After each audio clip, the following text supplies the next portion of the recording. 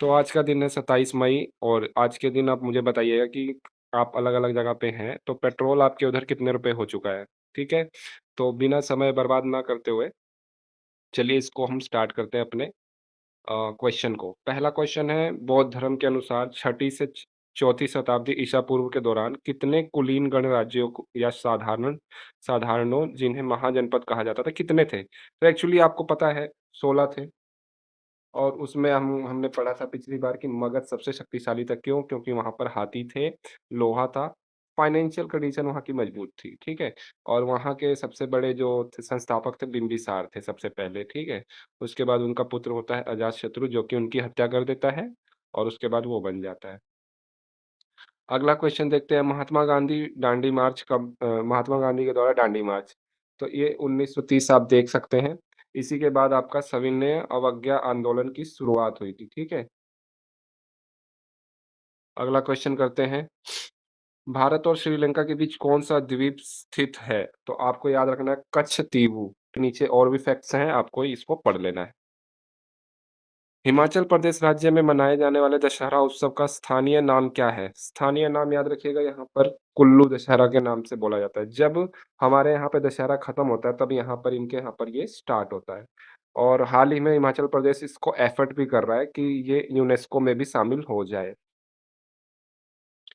अगला क्वेश्चन है बीसीसीआई के पहले अध्यक्ष कौन थे? तो बीसीसीआई के पहले अध्यक्ष आर.ई. ग्रांत गोवन हैं, ठीक है?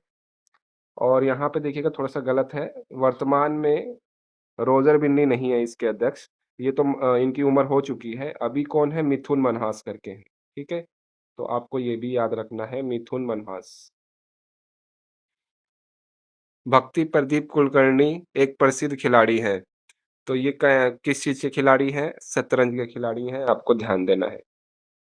अच्छा, पहले ग्रैंड मास्टर आपके कौन थे हमारे इंडिया के? विश्वनाथ आनंद, ठीक? आपको याद रखना है। जदोपटिया झारखंड राज्य में लोकप्रिय डैश का एक रूप है, तो जदोपिया क्या है? जदोपटिया क्या है? ये एक चित्रकला है ना? आर्ट का काम। तो अगला क्वेश्चन देख लेते हैं आपका 8 नंबर का, निम्नलिखित में से किस स्थापत्य शैली में गोपुरम नामक प्रवेश द्वार होते थे? तो देखिए, जो दक्षिण में जो मंदिर होते थे हमारे द्रविड़ वास्तुकला में, इसमें जो मंदिर होते थे, इनके जो प्रवेश द्वार होते थे, बहुत बड़े-बड़े होते थे, ठीक है? एक क्या बोलते हैं उसको, जो क्या बोलते हैं, जो ट्रायंगल सा होता है उसको पिरामिड, ओके। पिरामिड के आकार के इतने बड़े-बड़े वो द्वार होते थे। तो उस द्वार को हम क्या कहते थे? गोपुरम कहते थे, ठीक है? तो ये कब कौन-सी आर्किटेक्चर में स्टाइल में था? द्रविड़ वास्तुकला में। तो आपको ये बात याद रखनी है। अगला क्वेश्चन है, दूध को मथने से क्रीम अलग हो जाता है, तो अपकेंद्रिक बल, ठीक है? तो अगला आपका 10 क्वेश्चन है, वैज्ञानिक और औद्योगिक अनुसंधान परिषद मतलब सीएसआईआर की पहली महिला महानिदेशक कौन बनी है? तो नल्ला थम्बी करके बनी है। अच्छा, सीएसआईआर का मुख्यालय कहाँ पे है? न्यू दिल्ली में है। और ये देखिएगा ध्यान से कि सीएसआईआर कर क्या रही है इस समय? पूरे भारत में ग्रीन हाइड्रोजन मिशन पे लगी हुई है, नेशनल ग्रीन हाइड्रोजन मिशन, और इलेक्ट्रिक व्हीकल पे जोर दे रही है, ठीक है? और ऐसी बैटरी पे जो सोडियम आयन वाली बैटरी है, उनके ऊपर बनाने के लिए तेज़ी से काम कर रही है। अगला, भारत में प्रतिवर्ष राष्ट्रीय बालिका दिवस। बालिका दिवस आपका 24 जनवरी, 25 को क्या होता है? मतदाता दिवस होता है। 30 को क्या होता है? गांधी जी मरे थे, तो उस समय उस दिन को क्या बोलते हैं? जिस दिन गांधी जी मरे थे उसको किस रूप में मनाया जाता है? आप मुझे कमेंट करिएगा, मुझे याद नहीं आ रहा है। तो याद रखिएगा आपका बालिका दिवस, है ना? अच्छा, सीएसआईआर की स्थापना 1942 में हुई थी, थोड़ा-सा ये भी नोट कर लीजिएगा, ठीक है? और ये देखिएगा, ये बाल मंत्रालय 2008 से हर 2008 से ही 24 जनवरी को राष्ट्रीय बालिका दिवस के रूप में मनाया जाता है। क्यों मनाया जाता है भाई? इसी दिन 1966 में इंदिरा गांधी ने भारत की पहली महिला प्रधानमंत्री के रूप में शपथ ली थी, तो इसलिए इसको मनाया जाता है, तो आपको ये भी याद रख लेना है, बाकी आप नीचे पढ़ सकते हैं। तो अगला क्वेश्चन है हमारा, भारत के पहले वित्त मंत्री निम्नलिखित में से कौन थे? तो के षणमुखम सेठी। अभी कौन है 2026 में? तो निर्मला सीतारमण है। अच्छा, इन्होंने बजट में बेरोज़गारों के लिए भी कुछ बजट पास किया है, उसके अंदर पीएम कौशल योजना चलाई है। युवा कौशल योजना या युवा शक्ति के नाम से आपको याद रखना है, युवा शक्ति। युवा शक्ति योजना में क्या होगा कि आपको क्या है, कौशल सिखाया जाएगा और कौशल सीख के क्या करेंगे आप? आपको कोई काम मिलेगा, आप कोई जॉब ढूँढ पाएँगे, ठीक है? तो इसमें भी देखिए सिखाया जा रहा है, ठीक है? पढ़ाया जा रहा है, सिखाया जा रहा है ओनली बट ऐसा कुछ नहीं है कि आप जो सीखा पढ़ा है वो भी उसको कुछ रोज़गार दिया जाए, ऐसा कुछ नहीं है। बट हाँ है, स्कूलों में क्या है डिजिटल लैब्स बना दी गई हैं, अब बच्चे क्या है एनिमेशन के द्वारा पढ़ेंगे, सिर्फ़ पढ़ेंगे ध्यान दीजिएगा, मैं फिर से आपको बता रहा हूँ। और एमएसएमई के लिए जो माइक्रो स्मॉल मीडियम जो भी एंटरप्रेन्योर्स हैं, उनके लिए क्या है 10,000 करोड़ का एक बजट पास किया गया है, ठीक है? ताकि उनको भी सपोर्ट किया जाए, ठीक? तो ये थोड़ी-सी बातें थी जो मैंने आपको बताई। अगला क्या है निम्नलिखित में से कौन-सी रेखा पाकिस्तान और अफ़गानिस्तान को रेखा जो अलग करती है उसको डूरंड बोलते हैं, ठीक है? और आपको पता ही है मैकमोहन कौन है? चाइना वाली है, चाइना और इंडिया की, है ना? रेड क्लिफ कौन है? पाकिस्तान और इंडिया की है, तो आपको ये बातें याद रखनी है। जापान की मुद्रा येन है, ये तो आपको पता ही होगा। डॉलर यूएसए की है ना? यूरो यूरोप की जो भी हैं, बर्लिन वगैरह-वगैरह वहाँ की है। इम्परफेक्ट किसकी आत्मकथा है? इम्परफेक्ट मीन्स संजय मांजरेकर, ठीक है? प्रसिद्ध काव्य संकलन मधुशाला हरिवंश राय बच्चन की है। चिन-लॉन किस देश के राष्ट्रीय खेल है? चिन-लॉन मीन्स केन बॉल, तो ये म्यांमार के हैं, ठीक?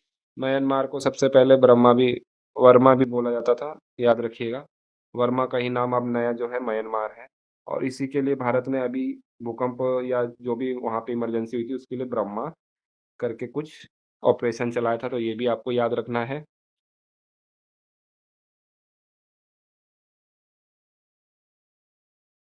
तो अगला क्वेश्चन है एमपी लैड योजना किस वर्ष चालू की गई? तो 1993 में, ठीक है? इसी दिन सन को मानव अधिकार भी था, स्थापित हुई थी ना मानव अधिकार की, तो आपको ये भी बातें याद रखनी है और आपको इसकी फुल फॉर्म याद रखनी है मेंबर ऑफ पार्लियामेंट है और ये 23 दिसंबर 1993 को प्रधानमंत्री पीवी नरसिम्हा राव के कार्यकाल में हुआ था। अच्छा 24 दिसंबर को क्या मनाया जाता है ज़रा बताइए कौन-सा दिवस? तो राष्ट्रीय उपभोक्ता दिवस मनाया जाता है, कंज़्यूमर डे, ठीक है? और ई-साक्षी पोर्टल देख लीजिएगा, ई-साक्षी पोर्टल कहाँ किस लिए बनाया गया है? इसी योजना के द्वारा ई-साक्षी पोर्टल भी बना है, तो इससे ही रिलेटेड है, ध्यान दीजिएगा। अगला क्वेश्चन देखते हैं, शंघाई सहयोग संगठन का मुख्यालय। तो इसका मुख्यालय हेडक्वार्टर बीजिंग में है, ध्यान दीजिएगा। इसकी स्थापना शंघाई में हुई थी, शंघाई भी चाइना में ही है, बट इसका मुख्यालय बीजिंग में है, तो आपको इस बात को ध्यान देना है। इंग्लिश में देखिए एससीओ बोला जाता है। 2001 में स्थापना हुई थी और इसका मुख्यालय आपको पता ही है। अच्छा याद रखिएगा भारत और पाकिस्तान 2017 में इसके सदस्य बने थे। इनमें से कौन राष्ट्रीय सुरक्षा समिति के सामरिक नीति दल के सदस्य हैं? तीनों आपका ऑप्शन हो जाएगा ए, बी, सी, ठीक है? और हमारे चीफ जो नेशनल सिक्योरिटी एडवाइज़र हैं, वो कौन है हमारे? अ, अमित डोभाल है, आपको पता होगा, ये देखिए अजीत डोभाल है, सॉरी अमित मैंने बोला, अजीत डोभाल है, आपको याद रखना है। इनकी डायरेक्ट ये जो भी अपनी बातें बताते हैं, वो सीधा प्रधानमंत्री के कार्यालय में अपनी बात को बता सकते हैं। जो भी रिपोर्ट करेंगे पीएम को सीधा करते हैं, ठीक है? विश्व हाथी दिवस कब मनाया जाता है? तो 12 अगस्त। अच्छा युवा दिवस कब मनाया जाता है भाई? 12 जनवरी को, ठीक है? स्वतंत्र भारत के सर्वोच्च न्यायालय के जो प्रथम मुख्य न्यायाधीश थे, उनका नाम बताइए? तो आपको याद रखना है हरिलाल जेके सुनदास कानिया। जनवरी 1950 को इन्होंने सीजीआई के रूप में शपथ ली थी, आपको ये बातें याद रखनी है। अच्छा सुवास करके देखिएगा, सुवास किससे है रिलेटेड? तो आपको याद रखना है इसी चीज़ से रिलेटेड है। चीफ जस्टिस या न्यायपालिका से ही सुवास पोर्टल जो भी है, ये आपका उसी से रिलेटेड है, इस बात को भी आपको ध्यान में रखना है। उत्तर प्रदेश से डैश सदस्य लोकसभा के लिए चुने जाते हैं। उत्तर प्रदेश से कितने? 80, ठीक है? सबसे ज़्यादा 80 उत्तर प्रदेश से ही चुने जाते हैं और 31 किससे है? राज्यसभा से है, ठीक है? 80 लोकसभा से है और 31 किससे है? राज्यसभा से। अच्छा इसमें अभी और भी सीटें बढ़ सकती हैं आपकी, है ना? लोकसभा कक्ष की क्षमता बढ़ाकर 888 कर सकते हैं, जिसमें उत्तर प्रदेश की सीटों का और भी बढ़ना प्रिडिक्शन किया जा रहा है। अब जो ईएमवी चिप कार्ड आने लगे हैं, उसमें ई का मतलब क्या है? तो आपको याद रखना है यूरोप है अच्छा, हाल ही में जो भारतीय रिज़र्व बैंक है, उसने भी इन चिप कार्ड जो हैं, उनको सुरक्षित करने के लिए ईएमवी मतलब वो कर दिया है, नेसेसरी कर दिया है या फिर उनके ऊपर पिन भी लगा रहे, ठीक है? तो अनिवार्य कर दिया ताकि सिक्योरिटी टाइट रहे। निम्नलिखित में से कौन-सा कवक दाद उत्पन्न करने के लिए जिम्मेदार होते हैं? तो आपको याद रखना है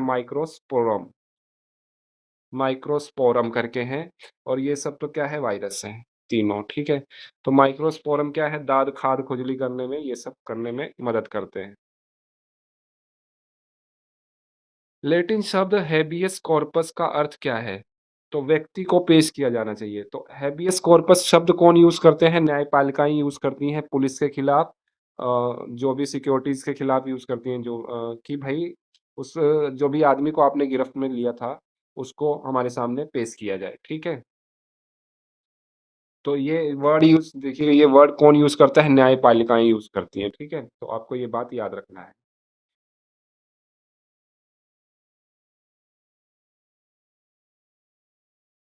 बाकी ये आपके फैक्ट्स हैं, आप इसको पढ़ सकते हैं, एकदम डिटेल में दिया गया है। दिल्ली सल्तनत काल के दौरान हीरे का खनन निम्नलिखित में किस स्थान पर किया जाता था? तो पन्ना जो आपका मध्य प्रदेश में है, आपको याद होगा पन्ना रिज़र्व टाइगर भी मध्य प्रदेश में है। यूरिक अम्ल के ठोस कणों के जमाव के कारण हुई जोड़ों में सूजन को कहा जाता है? तो गाउट करके बोलते हैं या तो वात रक्त बोल लीजिए या गाउट। ऐसा क्यों होता है जब हम प्रोटीन ज़्यादा खाते हैं ना, तो प्रोटीन कुछ कमियाँ होने लगती है। प्रोटीन क्या है यूरिक अम्ल में एकदम क्रिस्टल उसके दाने-दाने बनने लग जाता है शरीर में। और वो दाने-दाने कहाँ जाकर इकट्ठे हो जाते हैं आपके जोड़ों में, जहाँ पर आपके पैर के जोड़ हैं, आपकी उँगलियों के जोड़ हैं, वहाँ ज़्यादा इकट्ठे हो जाते हैं और वो बहुत ज़्यादा दर्द करते हैं। तो उस सूजन को या फिर उस सिम्पटम को आप क्या बोलेंगे? वात, रक्त या फिर गाउट बोलेंगे। तो ये प्रोटीन ज़्यादा प्रोटीन को लेने से होता है। भारत ने पहली बार एशियाई खेलों की मेज़बानी कब की थी? तो 1951 न्यू दिल्ली में हुआ था, याद रखिएगा। इस समय कौन थे हमारे 51 में डॉक्टर राजेंद्र प्रसाद हमारे राष्ट्रपति। निम्नलिखित में से किस देश में आपको मगर और थारू जन मानव जातीय समुदाय मिलेंगे? तो आपको याद रखना है नेपाल में मिलेंगे। हाल ही में भारतीय महिला क्रिकेट टीम ने किसके खिलाफ तो हाल ही में तो अभी किसके खिलाफ जीती है? जीती भी है तो न्यूज़ीलैंड को हरा के जीता है और सबसे ज़्यादा स्कोर उन्होंने मारे थे। हाल ही में आयुष्मान भारत प्रधानमंत्री जन आरोग्य योजना लागू करने वाला 34वाँ राज्य केंद्र शासित प्रदेश कौन-सा बना है? तो 34वाँ हमारा उत्तर प्रदेश खुद का बना है, ध्यान दीजिएगा।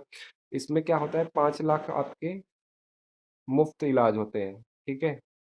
जब ये पहली बार हालाँकि जबकि ये आयुष्मान योजना जो आई थी, जब बनवाया था हम लोगों ने, तो वो क्या है सभी जो हॉस्पिटल थे वो नहीं इसको अप्लाई करते थे। वो कहते थे अलग से हॉस्पिटल में जाइए हमारे यहाँ पर इसका चार्ज नहीं उतरता, कुछ ऐसे थे। और हालाँकि कितने डॉक्टरों ने इसका फर्जी यूज़ भी किया, इलाज करते थे और 5 लाख उतार लेते थे और इलाज कुछ भी नहीं करते थे, ठीक है? तो यूज़ करने वालों ने यूज़ किया इसका, मिसयूज़ किया और जितने लोग थे और हर हॉस्पिटल में ये वैलिड नहीं होता था। तो अभी क्या है, अभी मेरे को आप कमेंट करके बताइएगा कि क्या आपने अभी फिलहाल में ही आयुष्मान अ, योजना के तहत आपने कुछ किसी का इलाज कराया है क्या? और किसी भी हॉस्पिटल में कराया है या फिर कोई स्पेसिफिक हॉस्पिटल है जो कि सिर्फ़ ये आयुष्मान कार्ड के ऊपर ही करता है? तो मुझे ये कमेंट ज़रूर करिएगा क्योंकि भाई देखिए हम लोग बस पढ़ते हैं बट हम लोग उसको सच में जानने की प्रयास नहीं करते, हम लोग जानने का ट्राई भी नहीं करते कि एक्चुअली में जो स्कीम चल रही है, क्या सच में लोगों को लाभ हो रहा है कि नहीं हो रहा? तो इसलिए आपका कमेंट करना ज़रूरी है। अगला क्वेश्चन है हाल ही में जनजातीय सांस्कृतिक समागम 2025 का आयोजन कहाँ किया गया था? तो प्रयागराज में, ठीक है? बाकी नीचे आपके फैक्ट्स हैं, थोड़ा-सा देखिएगा। तो आपको याद रखना है प्रयागराज में जनजातीय सांस्कृतिक समागम हुआ है। हाल ही में इंटरनेशनल लेदर एक्सपो 2025 का आयोजन कहाँ किया? हाल ही में केंद्र सरकार ने किस कंपनी को नवरत्न आईआरसीटीसी याद रखिएगा नवरत्न किसी को मिल जाता है, हासिल हो जाता है नवरत्न का दर्जा, तो वो क्या है 1000 करोड़ तक का निवेश कर सकती है बिना किसी सरकार के डिसीजन लिए या उनसे बात किए या उनसे राय लिए हुए, ठीक है? तो वो इंडिपेंडेंट हो जाती है, ठीक है? हाल ही में मुख्यमंत्री एकल महिला स्वरोजगार योजना की शुरुआत कहाँ की गई है? तो उत्तराखंड में की गई है।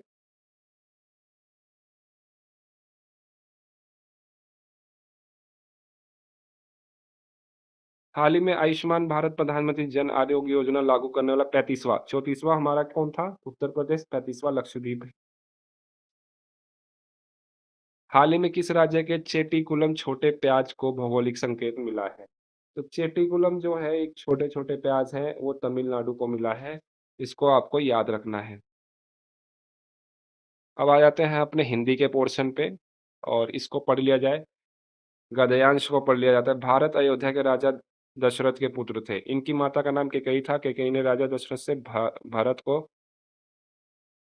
राजगद्दी और राम को 14 वर्ष का वनवास। आप ये सारी कहानी जानते हैं। अगर ऐसा क्वेश्चन आ जाए तो और बढ़िया है ना? ननिहाल से लौटने पर जब राजा की मृत्यु के कारण का उनको पता चला, तो लज्जा के कारण उनका मुख पीला पड़ गया और उन्होंने अपनी माता को खूब फटकारा। ये भरत की बात हो रही है। सब मंत्रियों व रानियों ने सिंहासन पर बैठने की प्रार्थना की, परंतु वे गद्दी पर नहीं बैठे। किसकी बात हो रही है? भरत की।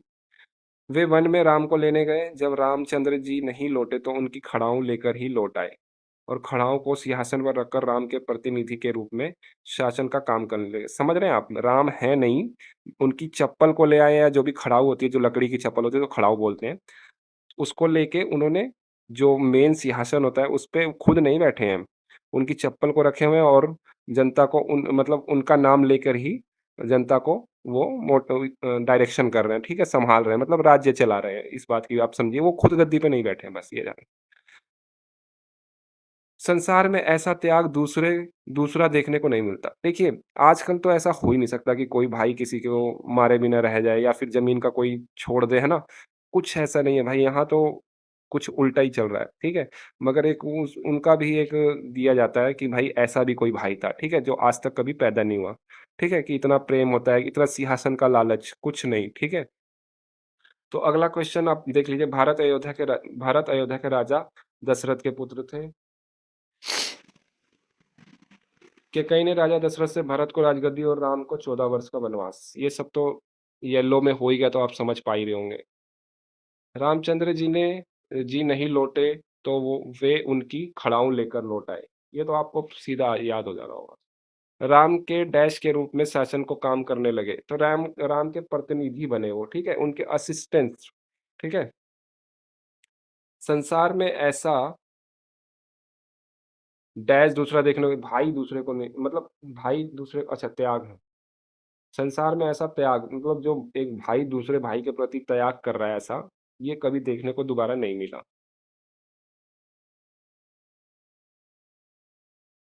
अच्छा, अब क्वेश्चन आपका गद्यांश से हटकर है, ये आपका हिंदी के क्वेश्चन चालू हो चुके हैं। निम्नलिखित में से समुद्र शब्द का पर्यायवाची कौन है? तो रत्नाकर याद रखिएगा। समुद्र के अंदर बहुत सारे रत्न होते हैं ना, हीरे मोती, है ना? सब कुछ होते हैं, तो रत्नाकर भी बोला जाता है। और भी समुद्र के नाम देखिएगा, पयोधी, जलधि, सिंधु, सागर, वारिधि। ये सब क्या है? समुद्र के पर्यायवाची हैं। अच्छा, हमारे आपसे करंट भी मैंने जोड़ा हुआ है। अभी भारत में क्या है, 6000 मत्स्य 6000 योजना जो भी मिशन लॉन्च किया हुआ है, ठीक है? डीप ओशन मिशन, ताकि उसके अंदर वो छिपे हुए खनिजों को ढूँढ सके, संसाधनों को ढूँढ सके। ये हमारे भारत ने चालू किया है। क्या है? मत्स्य 6000। अलंकार में किस उपसर्ग का? तो अलम, जो ये बिंदी का मतलब है ना, ये म की तरह यहाँ पर आप इसको यूज़ कर सकते हो। अलंकार, ठीक है? आवारा मसीहा किसकी रचना है? आवारा मसीहा कौन थे भाई?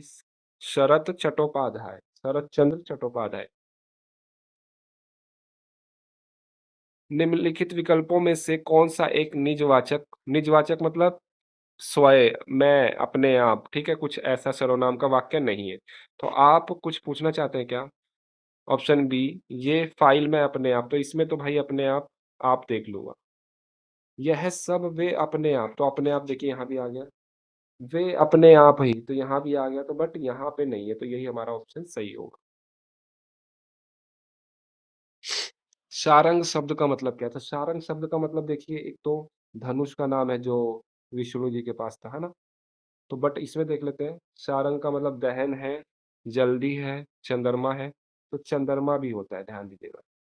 सारंग का बहुत सारा मतलब होता है, इसके देखिए अनेक अर्थ निकल सकते हैं। चंद्रमा भी बोल सकते हैं, हिरण भी बोल सकते हैं, कमल को भी सारंग बोलते हैं, मोर को भी बोल सकते हैं, मोर के जैसा सुंदर होता है। सारंग का मतलब होता ही सुंदर है।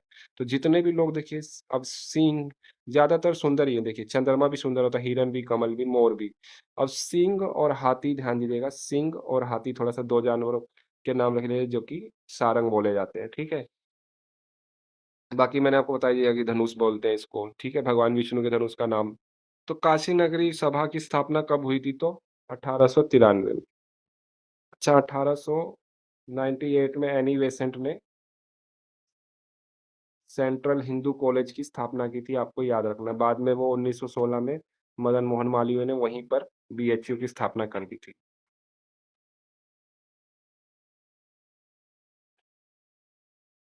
सन्यासी का विलोम शब्द क्या है? सन्यासी जो घूमता रहता है बिना घर के, बिना मोह माया के, ठीक है?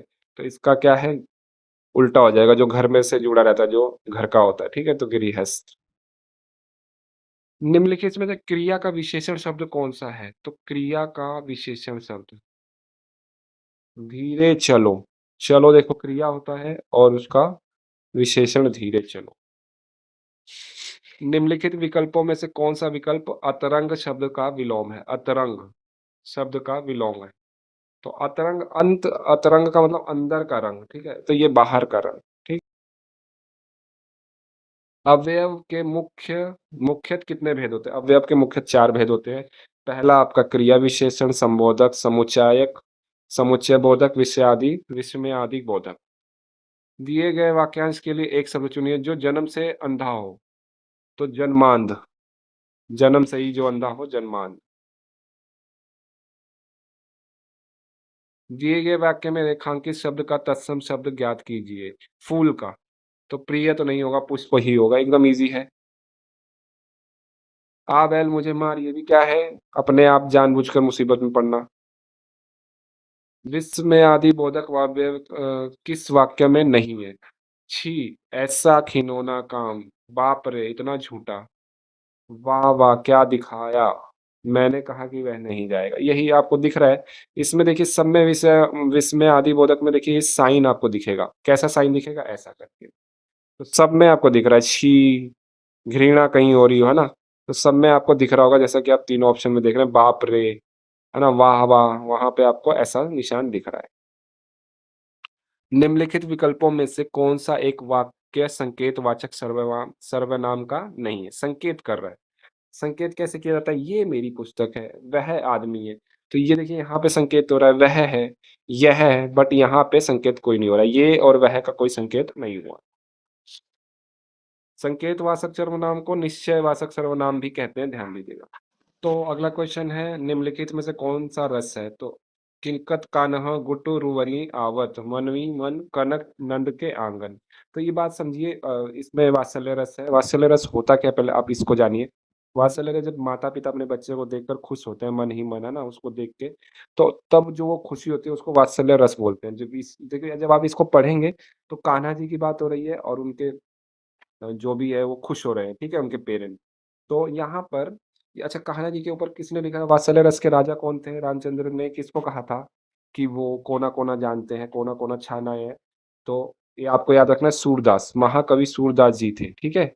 ये वही हैं जो कि कृष्ण जी के मतलब कहानी पे बहुत ज़्यादा लिखे हुए हैं कृष्ण जी के ऊपर। तो ये सारी बातें हैं देखिए राजा नंद के आंगन में किलकारी मारते हुए चलने का मनोहारी वर्णन है, ठीक है? वो वर्णन कर रहे हैं उनका जो चल रहे हैं। अच्छा नंद मंदिर भी था आपको याद है कि नहीं? नंद मंदिर, कहाँ पे था? नंदगाँव में जो उत्तर प्रदेश में मथुरा के पास था, ठीक है? तो आपको ये सारी बातें याद रखनी है। देखिए उनको वात्सल्य रस का सम्राट माना जाता है, ठीक है? तो ये इसका आंसर हो गया है वात्सल्य रस आपका करेक्ट आंसर रहेगा। अगला क्वेश्चन है संबंध बोधक अव्यय कौन से हैं? तो संबंध बोधक देखिए जैसे के ऊपर, के पास, के पीछे, के आगे, जहाँ भी ये सारे रहें उसको क्या बोलते हैं? संबंध बोधक अव्यय, ठीक है? तो देखिए कहाँ पे है ये? तो यद्यपि वह गरीब है तथापि वह है ईमानदार। तो ये नहीं होगा, वह दाएँ गया, रमेश बाहर गया, तो एक ही ऑप्शन है दरवाजे के पीछे, के पीछे आ गया, ठीक है? छंदों में एक चरण की समाप्ति पर किस विराम चिन्ह का प्रयोग है? चलो मान लेते हैं यहाँ पर मैं आपको छंद लिख देता हूँ। छंद देखिए 4 चरणों का ही होता है। तो देखिए एक चरण में लिखता हूँ तो जब एक चरण लगता है ना तो यहाँ ऐसे कॉमा लगाया जाता है। फिर दूसरा चरण ऐसे लिखा जाता है, दूसरा चरण लिखा जाता है तो यहाँ पर पूर्ण विराम लगाया जाता है।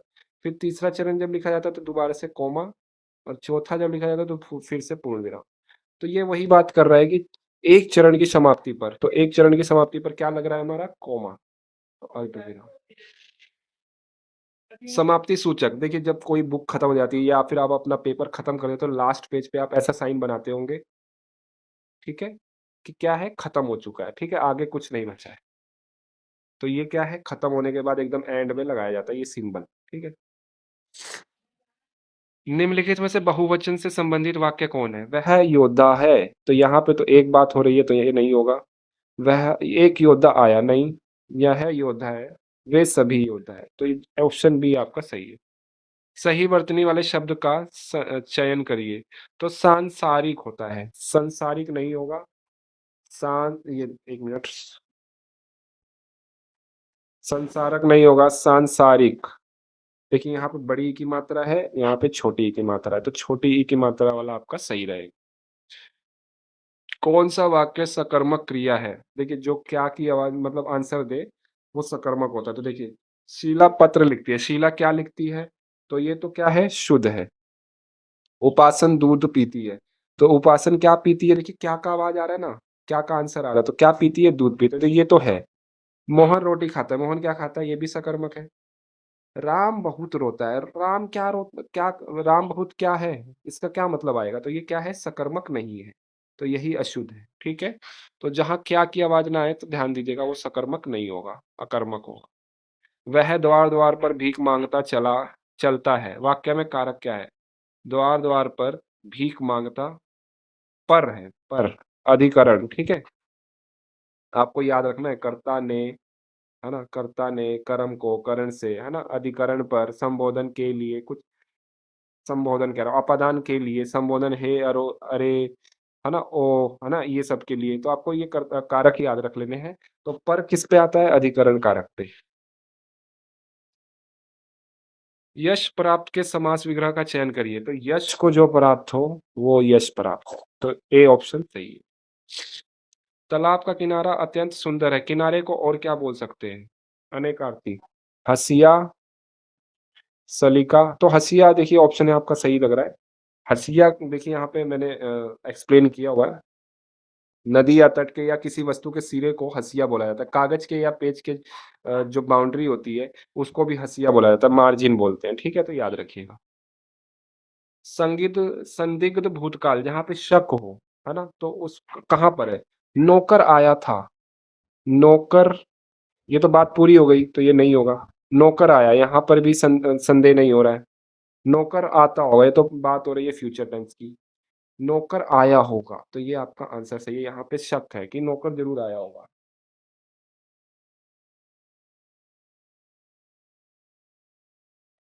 अगला क्वेश्चन देख लेते हैं। सोरठा छंद, सोरठा, सोर उठा। तो 11 का 13 होगा ना, दो ज्यादा मिल गए तो सोर उठा। तो विषम पंक्तियों में कौन कौन होता है? देखिए पहली लाइन 1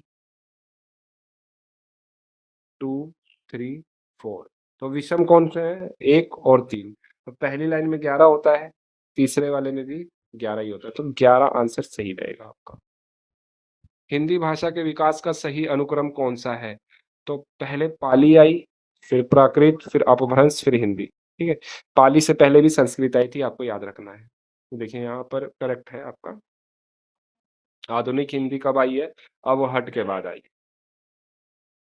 हिंदी की तालव्य ध्वनियाँ क्या है?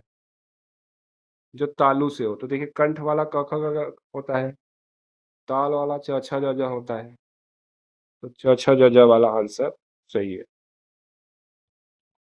पगड़ी ओढ़ कर आओ, पगड़ी ओढ़ कर नहीं बांध कर होता है।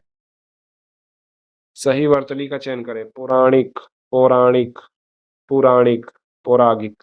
तो छोटी ई की मात्रा है। पिछली बार में हमारा क्या था? एक बार देख लेते हैं, उसमें भी छोटी की मात्रा था क्या? सांसारिक में। देखिए, इसमें भी छोटी की मात्रा है, तो पौराणिक में भी छोटी की मात्रा है, तो याद रखिएगा छोटी की मात्रा।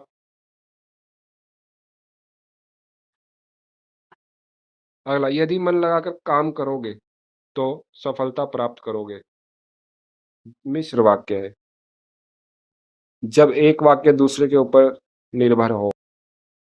जब एक वाक्य यदि मन लगाकर काम करोगे तो सफलता प्राप्त हो मतलब ये सफलता प्राप्त करोगे कब करेगा जब वो पहले वाला काम कर लेगा। तो एक वाक्य जब दूसरे के ऊपर निर्भर हो तो उसको कहते हैं मिश्र वाक्य।